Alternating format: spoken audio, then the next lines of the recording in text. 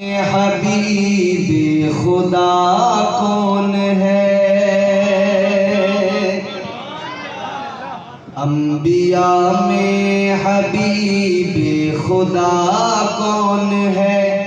انبیاء میں حبیب خدا کون ہے؟ آپ ہیں یا نبی دوسرا کون ہے؟ انبیاء میں حبیب خدا کون ہے؟ انبیاء میں حبیب خدا کون ہے؟ آپ ہیں یا نبی دوسرا کون ہے؟ اور آپ آئے یا رسول اللہ، آپ آئے تو حق کا پتہ مل گیا۔ آپ آئے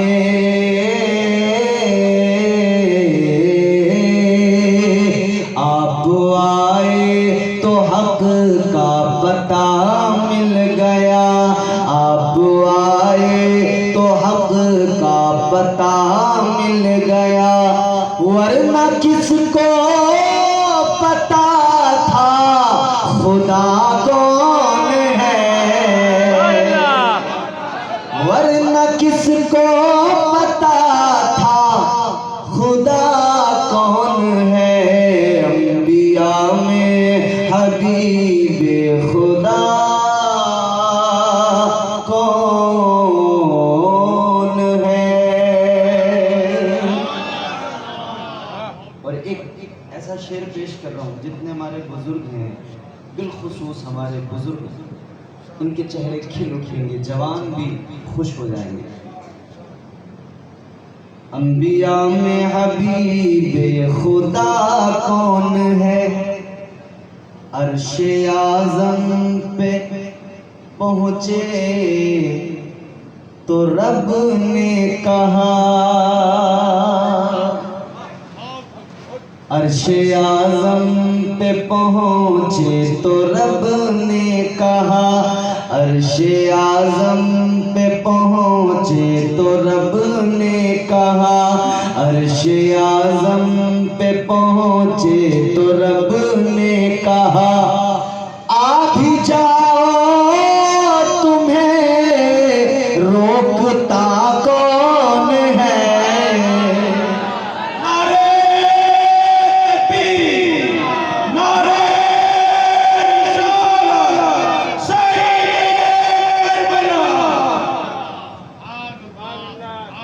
ماشاءاللہ۔ عرش اعظم پہ پہنچے تو رب نے کہا، آ بھی جاؤ تمہیں روکتا کون ہے؟ آ بھی جاؤ تمہیں روکتا کون ہے؟ انبیاء میں حبیب خدا کون ہے؟ اور ایک شعر اس محفل کی مناسبت سے بالخصوص ملاحظہ فرمائے۔ امام صاحب قبلہ نے آپ کو بھی کلام سنائے، ماشاءاللہ بڑی عمدہ آواز ہے، بہت اچھا پڑھا۔ ہمارے مولانا شاکر صاحب بڑا اچھا انداز بیان ہے، اللہ تعالیٰ خوب برکتیں عطا فرمائے، پروردگار خوب ترقیاں عطا فرمائے۔ یہ شعر سنے۔ انبیاء میں حبیب خدا کون ہے؟ کربلا میں یہ راز حقیقت کھلا، کربلا میں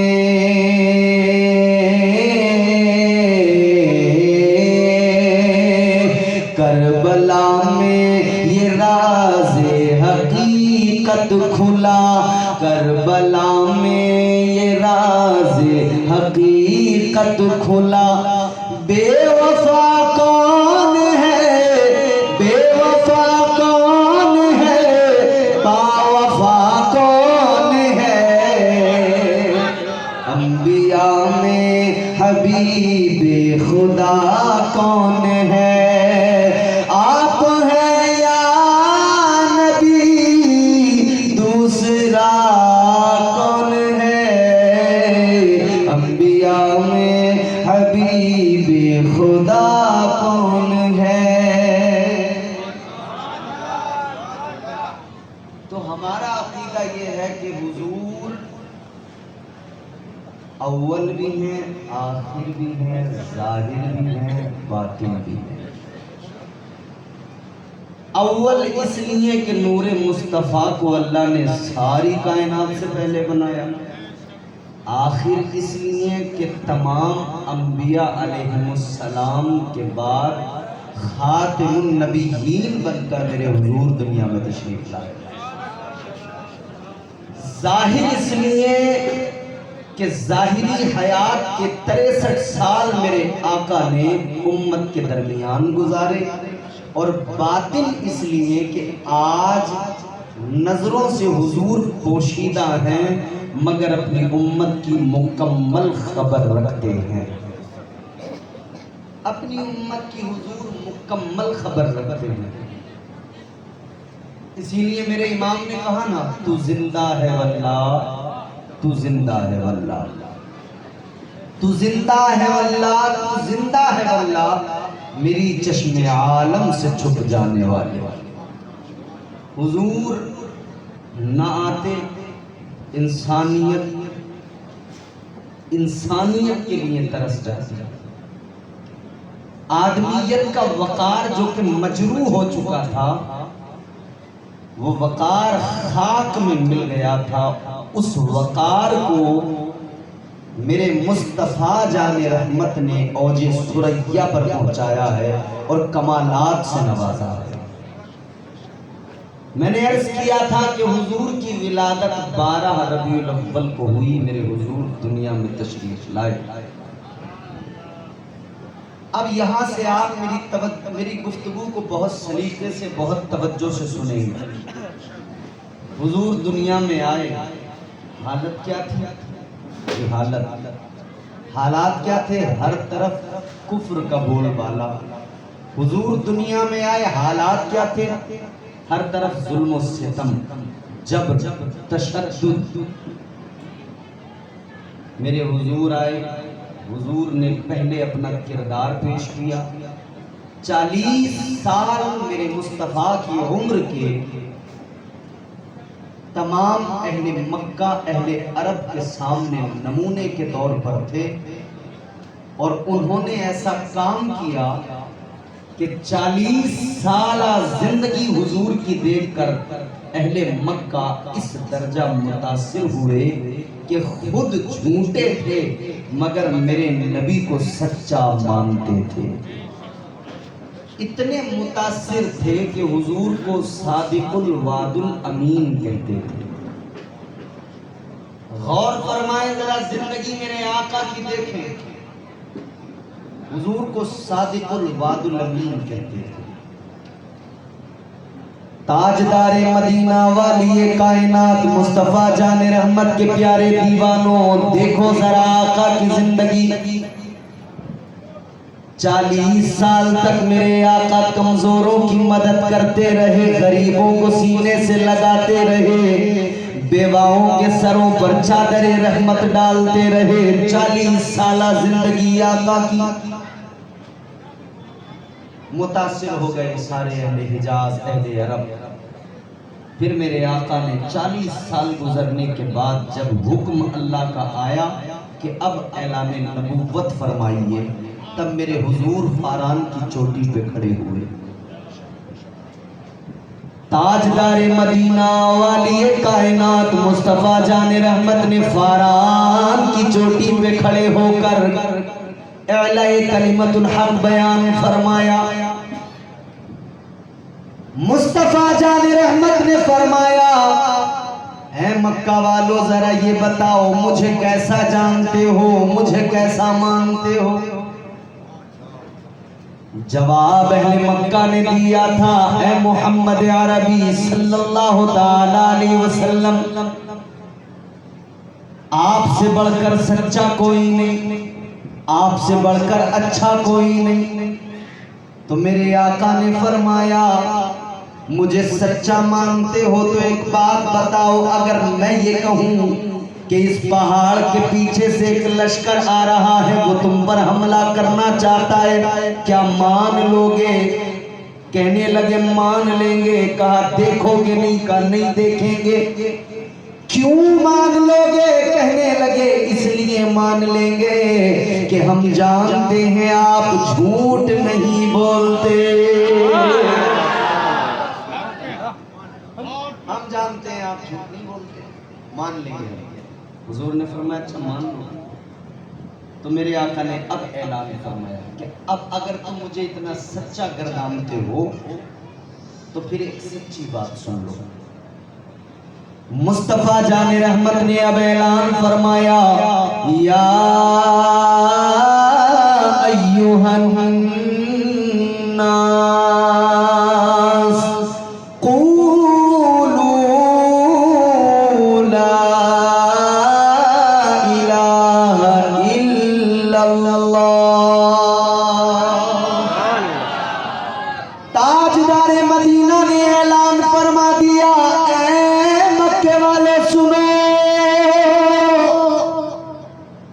یہ لات و منات ہبل ان سب کے آگے سر جھکانا فضول ہے. اللہ ایک ہے، وہی عبادت کے لائق ہے، اسی کو سجدہ روا ہے. آقا نے اعلان فرمایا ایک رب کی عبادت کرو، ایک اللہ کو مانو، وہ ایک اکیلا ہے، اس کے سوا کوئی عبادت کے لائق نہیں ہے. اللہ کے نبی نے اعلان فرما دیا، اعلان توحید ہو گیا. اسلام کا ڈنکا اب یہاں سے بجا آگے. مگر اس منظر کو ذرا دیکھیں. ایک بات ہمیشہ یاد رکھنا، کہانی ہمیشہ ایک سے شروع ہوتی ہے. کتنے سے بولو؟ زور سے بولو. ایک سے. کسی ایک کو بیڑا اٹھانا پڑتا ہے، کسی ایک کو علم ہاتھ میں لینا پڑتا ہے. گاؤں کے اندر کتنے سرپنچ ہوتے ہیں بتائیے ذرا. اگر 10 سرپنچ بنا دیے جائیں پھر کیا ہوگا؟ یہ سرپنچ ہی آپس میں لڑتے رہیں گے، کام نہیں ہوگا. ملک کے اندر پرائم منسٹر کتنے ہوتے ہیں؟ ایک اسٹیٹ، ایک صوبے کے اندر سی ایم کتنے ہوتے ہیں؟ Chief minister. ایک. کہانی ایک سے شروع ہوتی ہے. ایک ملک کے اندر ایک بادشاہ، ایک ملک کے اندر ایک وزیر اعلیٰ، وزیر اعظم، ایک ملک کے اندر ایک پرائم منسٹر بنانے والی دنیا. یہ دنیا کے لوگ اپنے ہی اصول کو توڑ دیتے ہیں. کیوں؟ کیسے؟ ایک زمین کا ٹکڑا، ایک ملک، جب اس پر نظام قائم ہوتا ہے، بادشاہت قائم کی جاتی ہے، ایک بادشاہ بنایا جاتا ہے. مگر یہ ساری زمین تو اللہ کی، ساری کائنات تو اللہ کی، سارا زمانہ میرے رب کا، کل کائنات اللہ کی، کل بادشاہت اللہ کی. سب سے بڑا بادشاہ تو پروردگار ہے. تو اپنا اصول جو یہاں بنایا ہے، اسی اصول کو ذرا اپنی نظروں کے سامنے رکھ کر پھر سوچو، فیصلہ کرو. ایک ملک کے لیے ایک وزیر. تو جب ساری ملکیت، ساری کائنات ایک اللہ نے بنائی ہے، تو اس ایک کو مانو، انیک کو نہ مانو. اس ایک کے آگے سر جھکاؤ نا. یہ تھوڑی ہے کہ کہیں بھی جھک جاؤ گے، کہیں بھی جھک جاؤ گے. یہ پیغام کربلا میں حسین نے دیا. امام حسین نے اعلان فرمایا ہم ایک اللہ کی عبادت کرنے والے لوگ ہیں، یہ ہمارا سر اللہ کی بارگاہ میں جھکتا ہے. اب وقت کے کے چاہے جتنے بڑے یزید آ جائیں یہ سر جھک نہیں سکتا ہے. حسین نے سر تو کٹا دیا مگر جھکایا نہیں اور دنیا کو بتا دیا, زمانے کو پیغام دے دیا, لہو سے صبر کی شمع جلا رہے ہیں حسین, ستم کے منہ پہ تماچا لگا رہے ہیں حسین.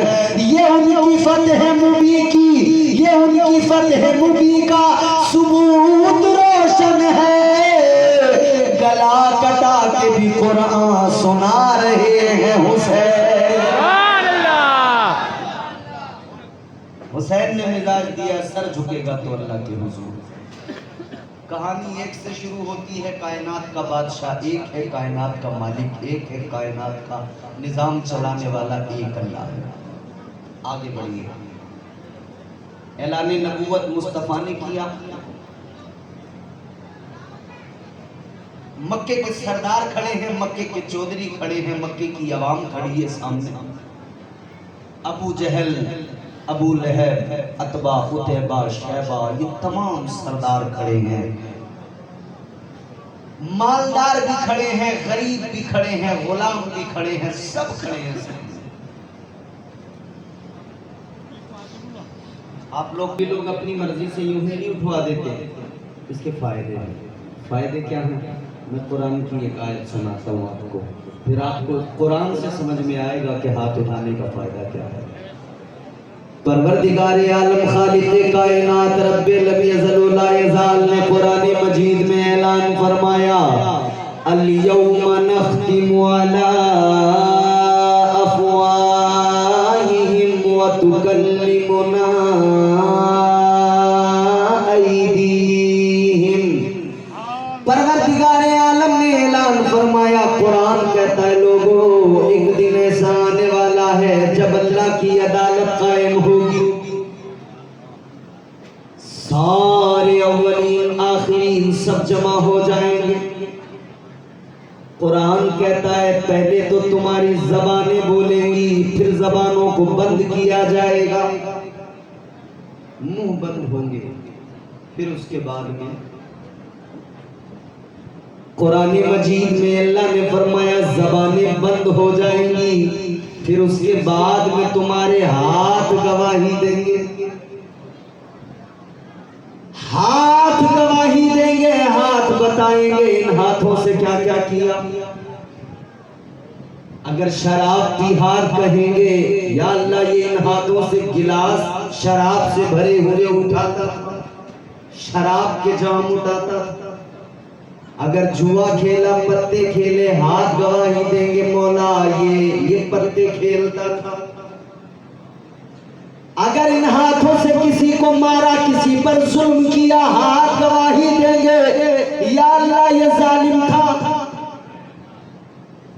مگر اس کے برعکس اگر ایسی کسی محفل میں بیٹھ کر ان ہاتھوں کو اٹھا کر گواہ بنا لیا اور اللہ کا ذکر کر لیا, ہاتھوں کو اٹھا کر رب کی پاکی کا اعلان کر دیا, سبحان اللہ کہہ دیا, اللہ کا ذکر کر دیا, تو یاد رکھنا یہ ہاتھ کل میدان محشر میں اللہ کی عدالت میں عرض کر دیں گے, اے پروردگار یہ تیرا بندہ گنہگار تو تھا, مگر مولا جب یہ تیرا ذکر سنتا تھا تو یہ ہاتھوں کو اٹھا کر تیری پاکی کا اعلان کرتا تھا.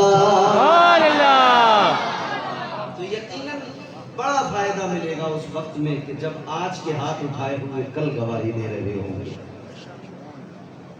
میرے نبی نے اعلان نبوت کیا, مکے کے سردار کھڑے ہیں, عرب کے لوگ کھڑے ہیں,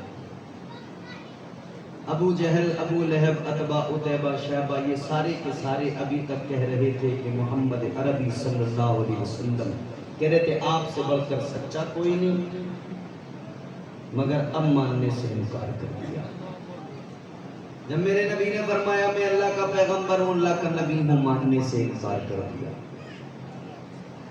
جب تاجدار مدینہ نے اعلان فرمایا ایمان لے آؤ, اسلام قبول کر لو, انکار کر دیا, ماننے سے صرف انکار نہیں کیا بلکہ جانی دشمن بھی بن گئے.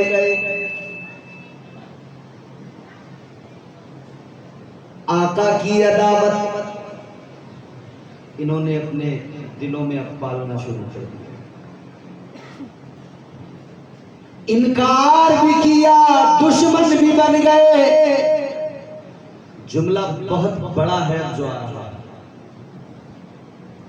تاجدار مدینہ نے اعلان کیا تو ان سب نے انکار کیا, مگر میں نے عرض کیا کہانی ایک سے شروع ہوتی ہے. اقبال نے کہا نا, میں اکیلا ہی چلا تھا جانب منزل, مگر لوگ ساتھ آتے گئے اور کارواں. کہانی ایک سے شروع ہوتی.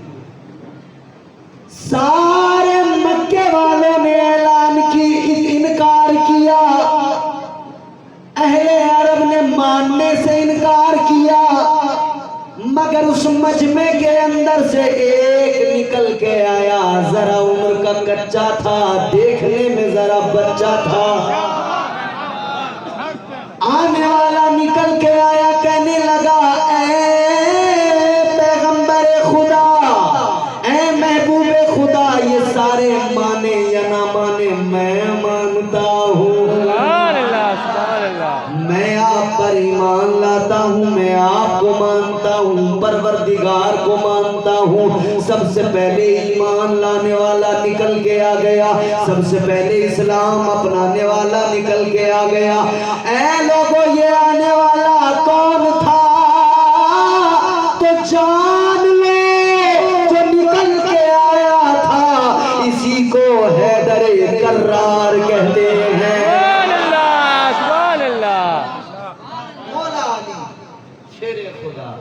عمر ذرا چھوٹی ہے مگر آ گئے. بچوں میں سب سے پہلے ایمان لانے والے حضرت مولا علی. بہرحال ایک سے کہانی شروع ہو کر یہ کہانی آگے بڑھتی ہے. اسلام کے دامن میں لوگ آتے چلے گئے. غریب بھی آئے, کمزور بھی آئے, غلام بھی آئے, پھر مالدار بھی آئے, اہل ثروت بھی آئے. تاریخ نے دیکھا حضرت عثمان غنی جیسا امیر بھی اسلام کے دامن میں آیا. تاریخ نے دیکھا حضرت عمر جیسا جری بھی اسلام کے دامن میں آیا. تاریخ نے دیکھا حضرت امیر حمزہ جیسا بہادر بھی اسلام کے دامن میں آیا. اسلام کا کارواں بنتا گیا. تکلیفیں بھی بڑی صحیح, بڑی تکلیفیں اٹھائیں, حتیٰ کہ مکہ چھوڑ کے جانا پڑا, ہجرت کرنی پڑی, مدینہ پہنچ گئے. مگر میرے آقا اپنے غلاموں کی تربیت فرماتے رہے, غلاموں کو تیار کرتے رہے. حضور نے غلاموں کی تربیت کی اور انہوں نے بھی غلامی کا حق ادا کیا, اپنا سب کچھ آقا پہ قربان کر دیا. مال و دولت بھی آقا کے قدموں پہ لٹا دی, اپنے خزانے بھی آقا کے قدموں پہ قربان کر دیے, سب کچھ آقا کی عظمتوں پہ نثار کر دیا, سب کچھ لٹا دیا. گھر بار بھی چھوڑ دیے, زمین جائیداد بھی چھوڑ دی, بچے بھی چھوڑ دیے, سب کچھ چھوڑ دیا. کس کے لیے؟ مصطفیٰ جان رحمت کے لیے. سب کچھ چھوڑ چھاڑ کے مدینہ پہنچ گئے.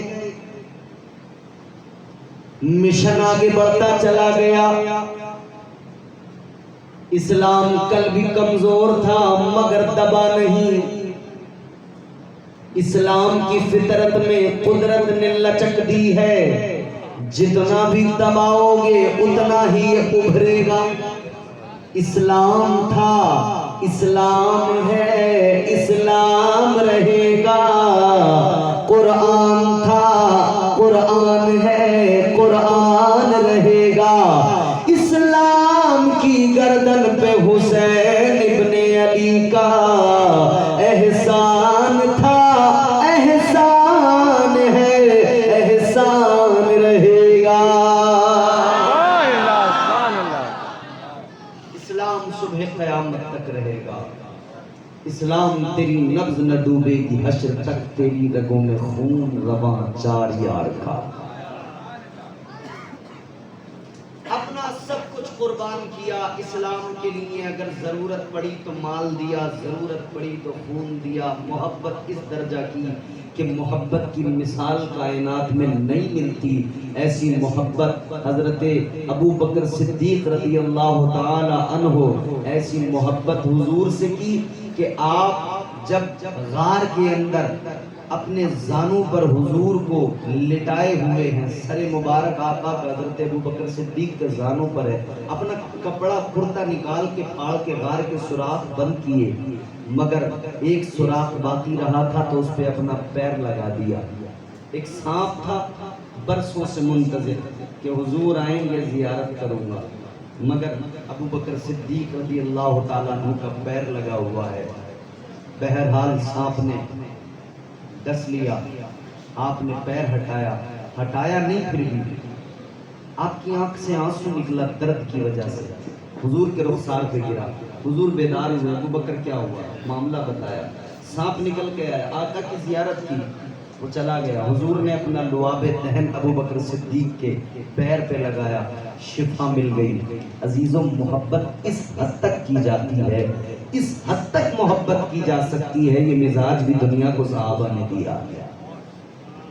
حضرت ابو بکر صدیق کی محبت، حضرت عمر فاروق اعظم کی بے لوث محبت، حضرت عثمان ذو النورین کی بے لوث محبت، مولا علی کی محبت، دیگر اصحاب کی محبت، مگر اس سب کے باوجود جب اسلام اپنے عروج کو پہنچا، اسلام اپنے کمال کو پہنچا، اسلام منزلیں طے کرتا ہوا جب آگے بڑھا اور اسلام پوری دنیا میں جب پھیلا، تو پھر میرے حضور نے ایک روز اعلان کیا، الیوم اکملت لکم دینکم واتممت علیکم نعمتی ورضیت لکم الاسلام دینا۔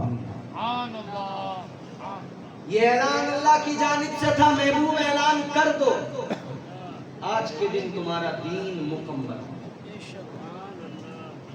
حضور نے اعلان کر دیا، مگر حضرت صدیق اکبر کی آنکھوں میں آنسو آ گئے، سمجھ گئے کہ اب حضور دنیا سے رخصت ہونے والے ہیں۔ حضرت ابو بکر صدیق رضی اللہ تعالیٰ عنہ سمجھ گئے کہ حضور اب دنیا سے ظاہری طور پر پردہ فرمانے والے ہیں،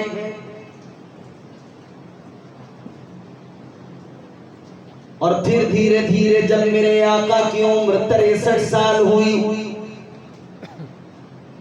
اور جب وہ وقت قریب آنے لگا کہ میرے مصطفیٰ جان رحمت ظاہری طور پر اب وصال ہونے والا ہے، طبیعت علیل رہنے لگی، مسجد نبوی شریف میں آقا مصلی پہ کھڑے ہو کر نمازیں پڑھاتے تھے، اصحاب مصطفیٰ اقتداء میں نمازیں آقا کی ادا فرماتے تھے، مگر اب کمزوری اور نقاہت اور طبیعت علیل ہونے کے سبب آقا مسجد نبوی میں بھی نہیں آ رہے۔ حضرت ابو بکر صدیق کو اجازت مل گئی ہے مصلی مصطفیٰ پہ کھڑے ہونے کی، آپ نمازیں پڑھا رہے ہیں، 17 نمازیں حضرت ابو بکر صدیق نے پڑھائیں۔ پھر ایک دن میرے آقا حجرے سے نکل کر آئے، کمزوری کے عالم میں حضرت ابو بکر صدیق مصلی پر تھے، مگر آقا کو دیکھا مصلی چھوڑ دیا۔ حضور نے فرمایا پڑھاؤ نماز، کرنے یا رسول اللہ۔ عرض کرنے لگے یا رسول اللہ میری کیا مجال، مصلی آپ کا ہے، آپ اس مصلی کے مالک آقا، میری کیا مجال کہ میں آگے کھڑا ہو جاؤں آپ پیچھے، نہیں ہرگز نہیں۔ عرض کرنے لگے یا رسول اللہ اقصی میں جب سارے نبی جمع ہوئے، سارے رسول جمع ہوئے، تو مصلی پھر بھی آپ کو ہی اللہ نے عطا کیا، کسی نبی کو یہ فضیلت اللہ نے نہیں دی کہ وہ مصلی امامت پر ہو۔ جب انبیاء کی امامت اللہ نے آپ کو سپرد کی ہے، ہم سب کی امامت آپ کے حوالے کی ہے، تو ابو بکر کی مجال نے کہ آپ کی موجودگی میں آپ کے مصلی پہ کھڑا ہو، تو حضور آپ نماز پڑھو۔ حضور نے نماز پڑھی، بہرحال طبیعت علیل ہے، بخار ہے، پھر وہ زندگی کا آخری دن ہے، میرے مصطفیٰ جان رحمت بخار تیز ہے تو اس کی وجہ سے خشکی ہونے لگی. حضور نے مسواک کو پانی میں ڈبو دیا اور بار بار مسواک کو منہ میں رکھتے ہیں کہ اس کی وجہ سے کچھ خشکی دور ہو. اپنے منہ پر اپنے سر پر پانی چھڑکتے ہیں. بالآخر وہ وقت بھی آ گیا کہ دروازے مصطفیٰ پر موت کا فرشتہ آ کے کھڑا ہو گیا اور اجازت طلب کرنے لگا. ایک اکیلی ذات میرے مصطفیٰ جان رحمت کی ہے جن کے در دولت پہ آ کر موت کا فرشتہ اجازت مانگ رہا ہے. موت کا فرشتہ کبھی کسی سے اجازت نہیں مانگتا. کوئی بڑے سے بڑا امیر کیوں نہ ہو, کتنی بڑا چودھری کیوں نہ ہو, موت کا فرشتہ کبھی کسی سے اجازت نہیں لیتا. آتا ہے, اپنا کام کرتا ہے, چلا جاتا ہے اور اس کو کسی کا افسوس بھی نہیں ہوتا, کسی کے لیے رحم بھی نہیں آتا, کیونکہ اللہ کے حکم پر عمل کرتا ہے. بس ملک الموت, یاد رہے عزیزان گرامی القدر, موت کا فرشتہ یہ بھی نہیں دیکھتا کہ اس کے بچے یتیم ہو جائیں گے, یہ بھی نہیں دیکھتا کہ اس کی بیوی بیوہ ہو جائے گی. بس موت کے فرشتے کو اپنا کام کرنا ہے. مگر یہ در مصطفیٰ ہے, یہ بارگاہ مصطفیٰ ہے, ادب لازمی ہے. فرشتوں نے ادب کر کے دنیا کو بتا دیا. آج کے بے ادب لوگوں کے منہ پر تماچا ہے, وہ یاد رکھ لے موت کا فرشتہ بھی بادب کھڑے ہو کے اجازت مانگ رہا ہے. اور تم کیسے بے ادب ہو گئے, تمہیں مصطفیٰ جان رحمت کا ادب نہیں ہے. اللہ اکبر کبیرہ. بلبل سدرا آ گئے, طائر سدرا آ گئے, اپنے بالوں پر سمیٹے ہوئے, ادب کا مرقع بنے ہوئے. بلبل سدرا آقا کی بارگاہ میں عرض گزار ہوئے, یا رسول اللہ ملک الموت آیا ہے. آقا اجازت طلب کرتا ہے. میرے مصطفیٰ نے فرمایا بلا لو. اللہ اللہ غور فرمائیے, موت کا فرشتہ آگے آیا. میرے آقا نے فرمایا اے ملک الموت چلو اپنا کام کر لو, تم بھی اللہ کے حکم سے آئے ہو. اللہ اکبر کبیرہ. اب ذرا یہ باتیں دل کی گہرا, دل کے کانوں سے سننا, اور یہ باتیں دل پہ اثر کریں گی. ذرا توجہ سے سن لینا عزیزو. مصطفیٰ جان رحمت تاجدار مدینہ نے فرمایا اے ملک الموت اپنا کام کرو. ملک الموت نے اپنا کام شروع کیا, روح نکالنا شروع کیا, روح قبض کرنا شروع کیا. میرے مصطفیٰ جان رحمت نے فرمایا اے ملک الموت تکلیف ہو رہی ہے. اللہ اکبر, تکلیف. تاجدار مدینہ نے فرمایا ملک الموت تکلیف ہو رہی ہے. موت کا فرشتہ دست بستہ عرض کرتا ہے آقا آپ کو تو کوئی تکلیف ہی نہیں دی جا رہی. حضور نے فرمایا اچھا تو پھر یہ بتاؤ تکلیف کتنی دی جاتی ہے.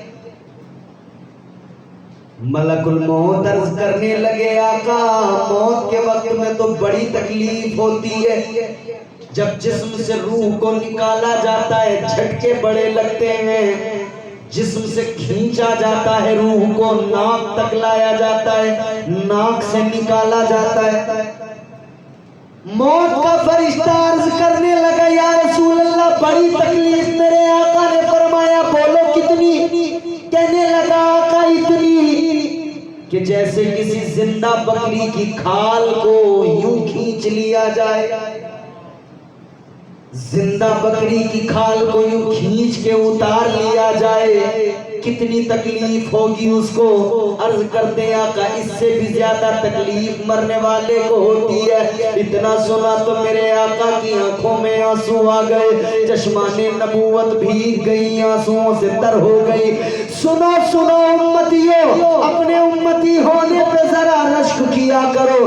مدینے کے سلطان کی آنکھوں میں آنسو آ گئے, مصطفیٰ جان رحمت کی آنکھیں بھیگ گئی. آقا نے فرمایا اے ملک الموت ذرا ذرا یہ بتاؤ کیا میرے امتیوں کو موت کی تکلیف پہنچے گی؟ جی یا رسول اللہ، موت کے وقت تو ہر مرنے والے کو تکلیف ہوتی ہے۔ اب جملہ سنو میرے آقا کا، امام الانبیاء نے فرمایا اے ملک الموت سنو، جتنی بھی تکلیف دینی ہو آج مجھے دے دو، مگر سنو میری امت کو تکلیف نہ دینا۔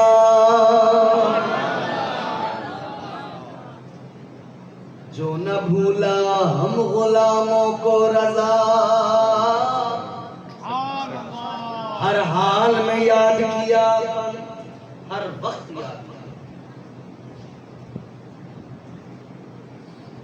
یہاں لوگ مرتے ہیں نا، روتے ہیں، کس کے لیے؟ اپنے لیے۔ حضور رو رہے ہیں کس کے لیے؟ اپنی امت کے لیے۔ تاجدار مدینہ والی کائنات مصطفیٰ جان رحمت دنیا سے رخصت ہوئے، دنیا سے ظاہری طور پر وصال ہوا۔ کوہرام برپا ہو گیا مدینے کے اندر۔ بیٹھا تھا اگر کوئی تو کھڑا نہ ہو سکا، کھڑا تھا تو بیٹھ نہ سکا۔ سارے مدینے میں کوہرام برپا ہو گیا۔ کیفیت ایسی عجیب سی ہو جاتی تھی، جس کو خبر ملتی کھڑا تھا تو کھڑا رہ گیا، بیٹھا تھا کوئی تو بیٹھا رہ گیا۔ حضرت عمر فاروق اعظم بیٹھے ہوئے تھے، کسی نے آ کر خبر دی، بس بیٹھے ہی رہ گئے، ایسے ہو گئے کہ جیسے جسم سے جان نکل گئی، ہلا جلا رہے لوگ، اٹھ نہیں پا رہے۔ کتنے صحابہ تو ایسے تھے جب یہ خبر سنی، بس سنی تو اتنا گہرا صدمہ، اتنا گہرا درد ہوا کہ دنیا سے رخصت ہو گئے، برداشت نہ کر سکے آقا کی جدائی۔ کیسے برداشت کرتے جن کے شب و روز حضور کے چہرے کی زیارت کرتے کرتے گزرتے تھے، کیسے برداشت کرتے؟ ایک صحابی اپنے کھیت کے اندر کام کر رہے ہیں، پیچھے سے جوان بیٹا آیا، پیچھے سے جوان بیٹے نے آ کر کہا ابا غضب ہو گیا۔ باپ نے کہا بیٹا کیا ہو گیا؟ پیچھے سے بیٹا رو کے کہتا ہے ابا غضب ہو گیا، حضور دنیا سے رخصت ہو گئے۔ اتنا کہا تو صحابی نے پلٹ کر بھی نہیں دیکھا، پیچھے جوان بیٹا کھڑا ہے، مڑ کر بھی نہیں دیکھا۔ اتنا سنا تو بس ہاتھ اللہ کی بارگاہ میں اٹھائے اور عرض گزار ہوئے مولا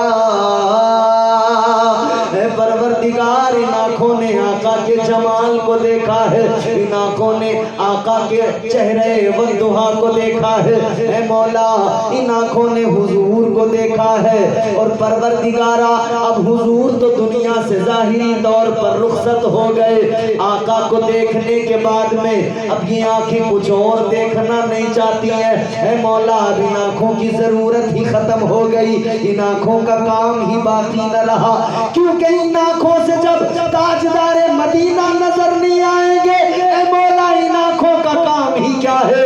عرض کرنے لگے مولا اب ان آنکھوں کی ضرورت نہیں ہے، مولا ان آنکھوں کا نور چھین لے۔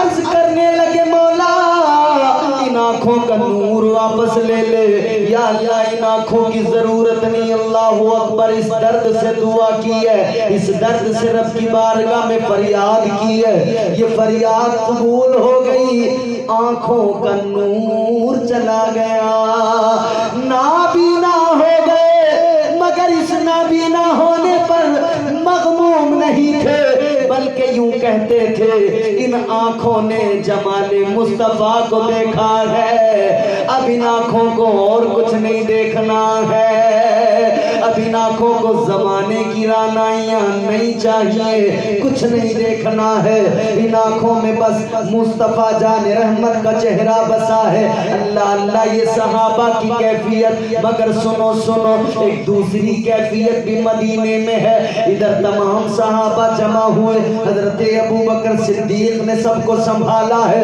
حالات کو سنبھالا ہے۔ حضرت ابوبکر صدیق نے بڑی محنت کی ہے لوگوں کو حالات کو سنبھالنے میں۔ اللہ اکبر، غور فرمائیے۔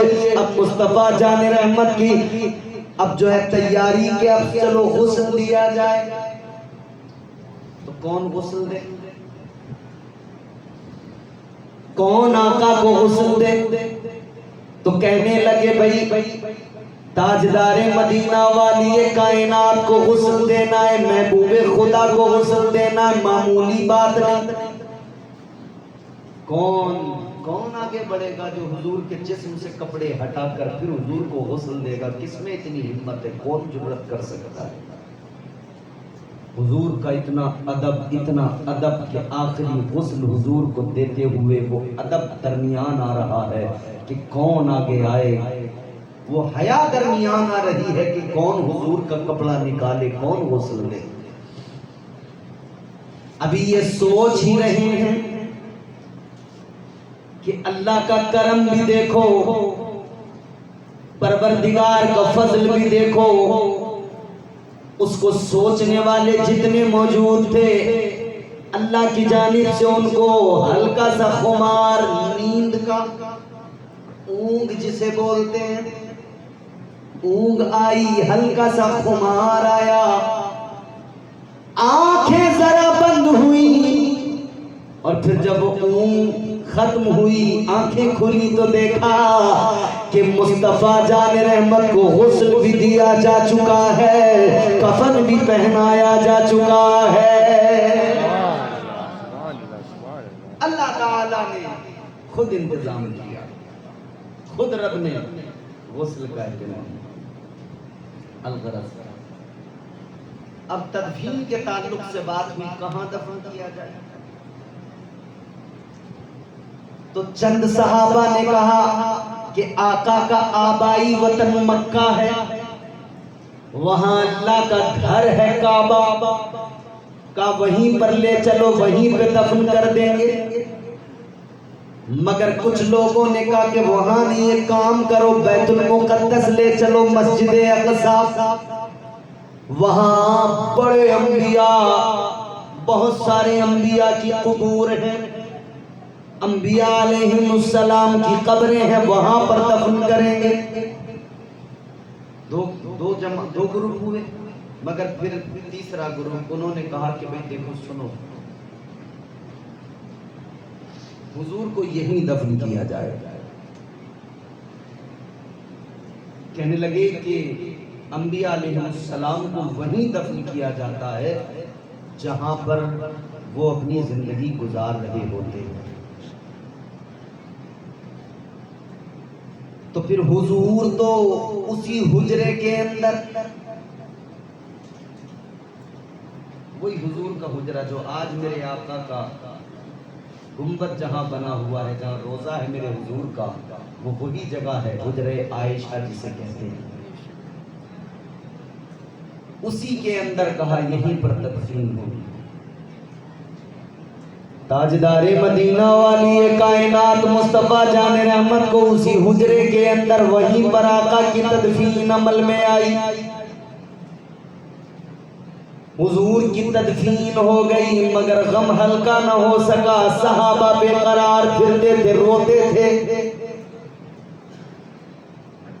حضرت بلال حبشی یہ غم برداشت نہ کر سکے، مدینہ چھوڑ کر چلے گئے ملک شام۔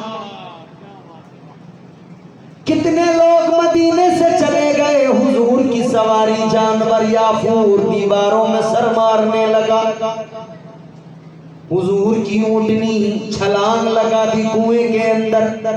جانوروں کو بھی آقا کے ظاہری وصال کا غم تھا اور تمام اصحاب کو بھی ظاہری وصال کا غم تھا. سب غمگین تھے، مگر دوسری طرف ایک سچویشن اور بھی کہ اب حضور کے بعد میں خلیفہ کون، مصلی مصطفیٰ کی امامت کس کے حوالے کی جائے. تو اب میٹنگ شروع ہوئی اور میٹنگ ایک جگہ پر نہیں، دو جگہوں پر. ایک جگہ انصار جمع ہوئے، انصار صحابہ، ایک جگہ مہاجر جمع ہوئے، مہاجرین. یہ انصار اور مہاجرین آپ سمجھتے ہوں گے، جو مکے سے ہجرت کر کے مدینہ آئے وہ مہاجر کہلائے اور جو مدینے والے تھے وہ انصار. تو ادھر تو انصار کی میٹنگ چل رہی ہے، وہاں پر کسی نے کہا ہے کہ انصار میں سے کوئی ہونا چاہیے جو اب خلافت کی ذمہ داری کو سنبھالے. اور ان کی بات کسی حد تک درست بھی تھی، کیونکہ انہوں نے اپنی زمین دی تھی، اپنے گھر دیے تھے، اپنے مال دیے تھے، صحابہ کو اپنا بھائی بنایا تھا، مہاجرین کو، مہاجر صحابہ کو اپنا بھائی بنا کر اپنے ساتھ رکھا تھا، ساری قربانیاں تھیں ان کی بھی. مگر حضرت عمر فاروق اعظم رضی اللہ تعالی عنہ نے سب کو جمع کیا ایک جگہ پر اور پھر آپ نے اعلان فرمایا، لوگوں انصار اور مہاجر میں نہ بٹو، بلکہ یہ سوچو کہ حضور کے بعد میں کسی ایسے شخص کا انتخاب کیا جائے جسے حضور نے اپنی زندگی میں بے انتہا اپنے پاس رکھا ہو، بے انتہا عزیز رکھا ہو اور بے انتہا پسند کیا ہو، جس کا حضور سے گہرا تعلق ہو، جو حضور کا ہر حال میں، ہر وقت میں حضور کا ساتھی، ہمراہی، حضور کا مددگار اور حضور کا محبوب بن کے رہا ہو. ایسے شخص کو خلیفہ بنا دیا جائے. تو پھر سارے انصار نے کہا ٹھیک ہے، بالکل ایسا ہی کیا جائے.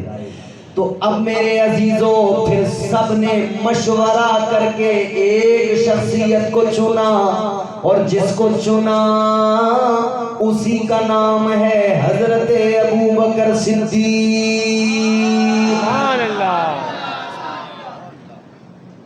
سارے صحابہ نے چن لیا، بیعت کر لی. اب بعض لوگوں کا دماغ خراب ہوتا ہے، وہ کہتے ہیں کہ دمادم مست قلندر علی کا پہلا نمبر. چند ہمارے معاشرے میں ایسے لوگ ملیں گے جو رافضیوں سے بڑے انسپائر ہو گئے. یاد رکھنا، اپنے دین، اپنے مذہب، اپنے مسلک کو پہچانو اور سمجھو. تم ان لوگوں سے انسپائر ہو رہے ہو، متاثر ہو رہے ہو کہ جن لوگوں کا دین ایمان کیا ہے آپ سوچ سکتے ہیں، قرآن کو مکمل نہیں مانتے، وہ مومن ہو سکتے ہیں. حضور کی حدیثوں کا انکار کرتے ہیں، وہ بھلا مومن ہو سکتے ہیں. اور ایک بات اور سنیے، جتنی احادیث مطلب کی ہوتی ہیں ان کو تو زمانے کو سنائیں گے بھی، سنیں گے بھی، واہ واہ بھی کہیں گے، سبحان اللہ بھی کہیں گے، اور باقی احادیث کا انکار کر دیں گے. جتنی قرآن کی آیات اہل بیت کی شان میں ہیں ان کو تو دنیا کو سنائیں گے، مگر باقی قرآن کو کہیں گے نہیں نہیں، قرآن مکمل نہیں ہے. اللہ عقل سلیم عطا فرمائے. تو یہ کہہ رہے ہیں کہ صاحب علی کا پہلا نمبر. ان جاہلوں سے کوئی پوچھے کیا مصطفیٰ نے اپنی زندگی میں کبھی یہ کہا تھا کہ میرے بعد میں علی کا پہلا نمبر؟ نہیں کہا نا. ہاں البتہ یہ بات حضور کی زندگی میں پائی جاتی ہے کہ میرے مصطفیٰ نے اپنی موجودگی میں اپنی زندگی میں اپنا مصلی حضرت ابوبکر صدیق کے سپرد کیا تھا. حضرت ابوبکر صدیق رضی اللہ تعالیٰ عنہ کون؟ ابوبکر وہ پہلا وفادار پہلا صحابی، نبی نے جسے ہر قدم پر دعا دی، وہ افضل بشر بعد از انبیاء ہے، وہ جامع صداقت وہ جامع وفا ہے. فرشتے اسی کی اداؤں پہ عاشق، اسی کی نماز و دعاؤں پہ عاشق، وہ نبیوں سے کمتر اماموں سے اعلیٰ، محمد سے ہر دم وفا کرنے والا، بشر کی شرافت کا معیار ٹھہرا، صداقت کا اونچا وہ مینار ٹھہرا. وہ چلتا ہوا ایک باب حرم تھا کہ جس پر ہمیشہ نبی کا کرم تھا. جھکاتے تھے نظریں عمر جس کے آگے، کھڑے ہو کے شام و سحر جس کے آگے، وہی ثانی اثنین کا ہے مخاطب، اسی کے لیے ہے بڑے سب مراتب. وہ کتنا بڑا ہے خدا جانتا ہے، وہ کیسے بنا ہے خدا جانتا ہے.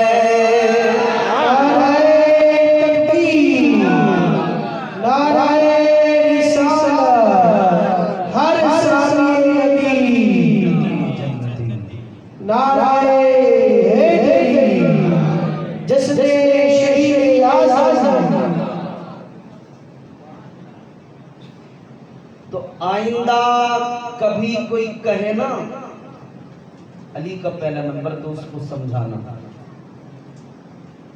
کہ مولا علی کی عظمتیں ان کی فضیلتیں بہت ہیں. حضور نے ان کو برجستہ ہاتھ پکڑ کے اور یوں ہاتھ اٹھا کے اعلان کیا تھا، من کنت مولا ہو فہذا علی مولا. آقا نے فرمایا تھا جس کا میں مولا اس کا علی مولا. مگر مصطفیٰ جان رحمت نے علی کو عزتیں تو عطا فرمائی، مگر حضور نے کبھی یہ نہیں فرمایا کہ علی کا پہلا نمبر ہے اور میرے بعد میں علی کو سب پر فضیلت حاصل ہے. یہ کبھی میرے آقا نے نہیں فرمایا. حضرت ابوبکر صدیق کا دور خلافت 2 سال کچھ مہینے، تقریباً 2.5 سال کا یہ دور خلافت ہے. حالات کیا تھے؟ حالات دیکھیں. ایک طرف مسیلمہ کذاب کا فتنہ ہے جو جھوٹا نبوت کا دعوے دار تھا، ایک طرف منکرین زکوٰۃ کا فتنہ ہے کہ جنہوں نے زکوٰۃ دینے سے انکار کر دیا تھا، منہ موڑ لیا تھا، اور ان میں کتنے مرتد ہو گئے تھے. اور ادھر تو یہ تمام فتنے تھے.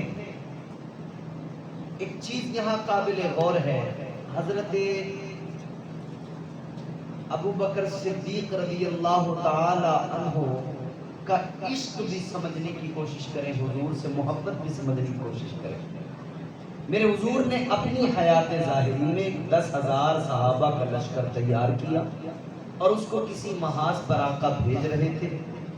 غالباً حضرت زید، حضرت اسامہ بن زید غالباً اس لشکر کے سپہ سالار تھے. ان کو حضور نے کہا تم جاؤ. اب یہ لشکر گیا تھا، راستے میں ہی خبر مل گئی کہ حضور دنیا سے رخصت ہو گئے، تو یہ واپس آ گئے.